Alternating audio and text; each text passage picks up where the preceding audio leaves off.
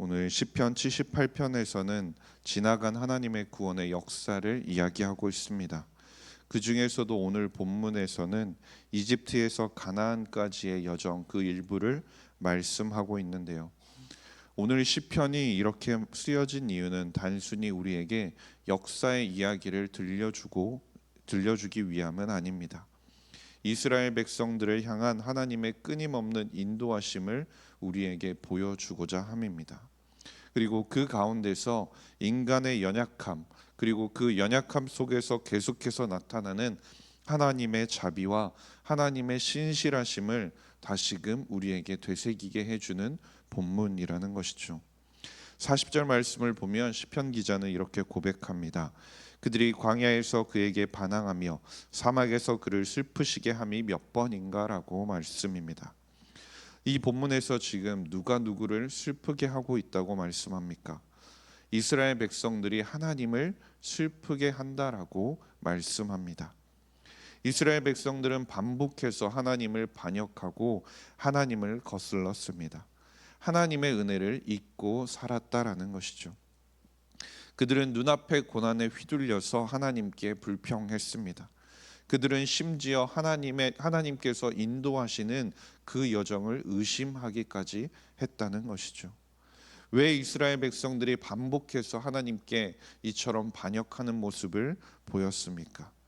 그것은 그들이 하나님께서 베푸신 수많은 기적과 은혜들을 기억하지 못하였기 때문입니다. 그들에게 있어서는 당장 눈앞에 보이는 현실이 중요했다라는 것이죠. 눈앞의 어려움에 억눌려서 하나님을 신뢰하지 못했다라는 겁니다. 그런 불신과 불순종으로 인해서 본문을 보면 하나님을 슬프게 했다라고 말씀합니다. 하나님은 단지 전지전능하신 분이 아니시라는 것이죠. 우리의 마음을 살피시고 우리의 마음 중심에 따라서 반응하시는 분이라는 겁니다. 우리가 하나님의 뜻을 거스르고 하나님을 기억하지 못하고 하나님의 뜻에 따라 살지 못하면 아파하시는 분이시라는 것이죠. 그런데 이어지는 말씀을 살펴보면 이스라엘은 하나님의 그 마음을 기억하지도 알지도 못한 채 끊임없이 하나님 앞에 진실하지 못한 모습을 보여줍니다. 42절 말씀을 보면 그들이 그의 권능의 손을 기억하지 아니하며 대적에게서 그들을 구원하신 날도 기억하지 아니하였도다라고 말씀합니다. 이스라엘 백성들은 정말 아무것도 기억하지 못하는 사람들처럼 행동했다라는 것이죠. 이어지는 말씀을 살펴보면 하나님께서 이스라엘 백성들을 위해서 어떤 일을 행하셨는지를 구체적으로 이야기하고 있습니다. 나일강이 피로 변하고 개구리와 파리와 메뚜기가 온 땅을 뒤덮었습니다. 애굽에 처음 난 것을 하나님께서는 치셨습니다. 만약 지금 우리에게 이런 일들이 일어난다면, 우리 주변에서 이런 일들이 일어난다면 뉴스에도 나올 만한 일들일 것입니다. 그런데 그런 일들이, 정말 믿기도 어려운 일들이 이스라엘의 주변에, 이스라엘의 역사 가운데 계속해서 반복적으로 일어났음에도 불구하고 이스라엘 백성들은 기억하지 못했다라는 것이죠. 하나님께서 그들의 대적을 위해서 그들을 위해 싸우셨습니다. 이스라엘 백성의 고통의 소리를 들으시고 애굽의 압제에서부터 구원하셨다라는 것이죠. 그런데 그들은 그 기억을 금세 잊어버렸습니다. 게다가 그들의 모습이 어떻게까지 변하냐면 그들은 하나님을 속이고 입으로는 하나님을 찬양하면서도 마음은 하나님에게서 멀리 떠나 있기까지 했다라는 것이죠. 우리가 다른 사람들에게 호의를 베풀 때를 한번 생각해 보십시오.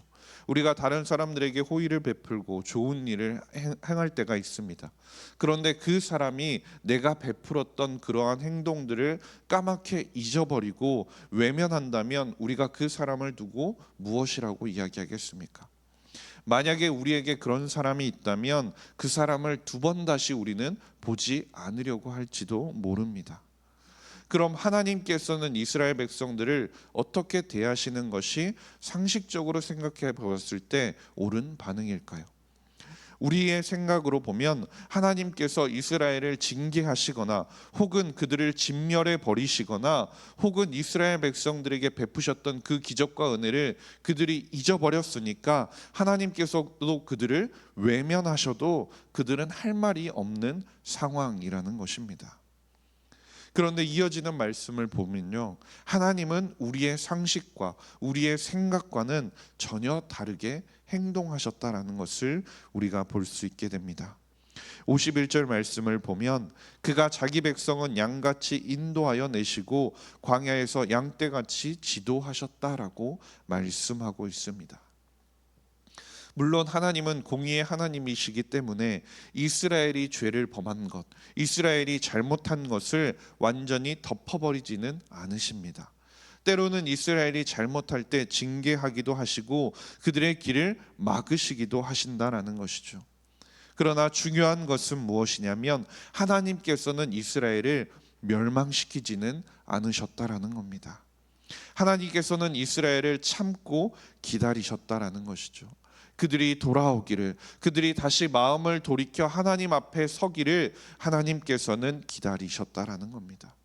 그것을 위해서 하나님께서는 이스라엘을 광야의 여정 가운데 그들을 훈련시키셨습니다. 하나님의 백성으로 빚어가셨습니다. 하나님께서는 그들에게 필요한 것을 공급하셨고 낮에는 구름 기둥과 밤에는 불 기둥으로 그들을 인도하여 내셨다라는 것이죠. 게다가 55절 말씀을 보면 이렇게 말씀하는데요, 또 나라를 그들의 앞에서 쫓아내시며 줄을 쳐서 그들의 소유를 분배하시고 이스라엘의 지파들이 그들의 장막에 살게 하셨도다라고 말씀하고 있습니다. 하나님은 이스라엘 백성들을 단순히 애굽에서 탈출시키는 것에서 끝내지 않으셨습니다. 그들이 하나님의 선하심과 하나님께서 베푸셨던 기적을 잊어버리고 하나님을 외면했음에도 불구하고 하나님은 이스라엘 백성들을 끊임없이 광야의 그 삶 가운데서 하나님의 백성으로 빚어가셨고 끝내는 약속의 땅이었던 그 가나안 땅까지 인도하셨다라는 것이죠. 그리고 인도하시는 것에서 머물지 않으시고 그 땅에 살고 있던 그 민족들을 다 몰아내시고 그 땅을 줄을 쳐서 분배하시고 그들이 그곳에 정착하게까지 하셨다라는 것입니다. 이것이 하나님께서 이스라엘 백성들에게 그리고 우리에게 베풀어 주시는 사랑의 모습이라는 것입니다. 오늘 시편을 통해서 보게 된 그 이스라엘의 이야기는 단지 그 이스라엘 족속들을 향해서 그들에게만 한정된 이야기가 아니라는 것이죠. 오늘 우리의 이야기이기도 하다라는 겁니다. 우리 역시 하나님께 살다 보면 불평할 때가 너무나 많이 있습니다. 하나님의 은혜를 잊고 원망할 때가 있습니다. 때로는 우리의 마음이 형식적인 믿음의 때에 머물기도 한다라는 것이죠. 우리가 너무나 연약해서 신실하지 못한 모습을 보이기도 하는 것이 우리의 모습이라는 겁니다. 그러나 하나님은 당신께서 우리에게 하신 그 약속을 결코 잊지 않으십니다. 우리의 불성실함에도 불구하고 하나님은 성실하게 오늘도 우리를 인도하고 계신다라는 것이죠. 우리가 실수하고 넘어질 때도 하나님은 우리를 포기하지 않으신다라는 겁니다. 우리가 기억해야 할 것이 바로 이것입니다. 하나님께서는 끝까지 우리와 함께 하시는 분이시라는 겁니다. 우리를 포기하지 않으시고 징계하실지라도 우리가 잘못하고 우리가 죄를 범하였을 때 우리를 다시 고치기 위해서 하나님의 자녀 삼기 위해서 징계하시고 호되게 야단치실지라도 멸하지 않으시는 분이시라는 겁니다. 하나님은 여전히 우리 곁에 계시고 우리가 다시 일어나기를 기다리시는 분이시라는 겁니다.